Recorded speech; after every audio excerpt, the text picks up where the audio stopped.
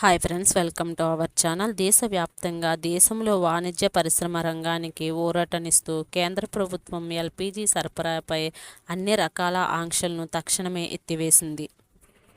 Iran, అమెరికాల మధ్య తలెత్తిన యుద్ధం శాంతించింది. ఎల్పీజీ సరఫరా మళ్లీ యథాస్థితిలో చేరుకుందని ప్రభుత్వం స్పష్టం చేసింది. ప్రభుత్వం ఆంక్షలను సడలించడంలో సంక్షోభం ప్రారంభంలో నిలిచిపోయిన బల్క్ ఎల్పీజీ సరఫరా ఇప్పుడు దేశవ్యాప్తంగా ప్రారంభమైంది. ప్రస్తుతం వీటిని సంక్షోభంలో ముందు వినియోగంలో 50% ప్రారంభించిన కేంద్రం తీసుకున్న ఈ నిర్ణయం వలన హోటళ్లు, భారీ వాణిజ్య సంస్థలకు ఇంధన లభ్యత పెరిగి భారీ ఉపశమనం కలుగుతుంది.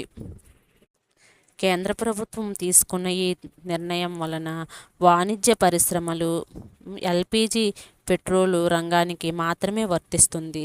సామాన్య ప్రజలు ఇళ్లలో ఉపయోగించే గృహ గ్యాస్ సిలిండర్ సరఫరాలో ఎలాంటి కొరత ఉండదని, వాటి ధరలు ఎలాంటి ప్రతికూల ప్రభావం పడబోదని అధికారులు వర్గాలు స్పష్టం చేశాయి. ఇలాంటి అప్డేట్స్ కోసం మన ఛానల్ను ఫాలో అవుతూ ఉండండి.